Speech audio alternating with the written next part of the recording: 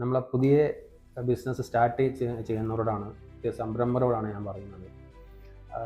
നമ്മളെ ചുറ്റുമുള്ള നെറ്റ്വർക്ക് നമ്മളെപ്പോഴും സ്ട്രോങ് ആക്കി വെക്കണം. അതായത് നമ്മൾ പുതുതായിട്ട് ആളുകളെ കാണണം, പരിചയപ്പെടണം, നമ്മളെ മീറ്റിങ്സിൽ പങ്കെടുക്കണം. വെറും നമ്മൾ ഈ സോഷ്യൽ മീഡിയ അല്ലെങ്കിൽ അങ്ങനത്തെ മാത്രം നിന്ന് കഴിഞ്ഞാൽ നമുക്ക് ബിസിനസ്സിന് ഗ്രോത്ത് ഉണ്ടാവില്ല. റിവ്യൂസും കാര്യങ്ങളൊക്കെ ഉണ്ടാവും, പക്ഷെ അത് നമ്മളെ ചുറ്റുമുള്ള നെറ്റ്വർക്കിന് നമ്മളെപ്പോഴും ഹാർഡായിരിക്കണം.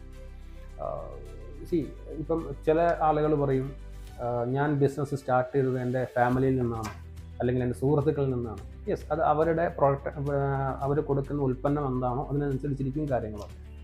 പക്ഷേ ചില ആളുകളുണ്ട്, start only from the public. അവരൊരിക്കലും ഫ്രണ്ട്സിൻ്റെ ഇടയിലോ ഫാമിലിയിലോ ബിസിനസ് അവർ ചെയ്യാൻ ആഗ്രഹിക്കാത്ത ആൾക്കാരുണ്ടാവും.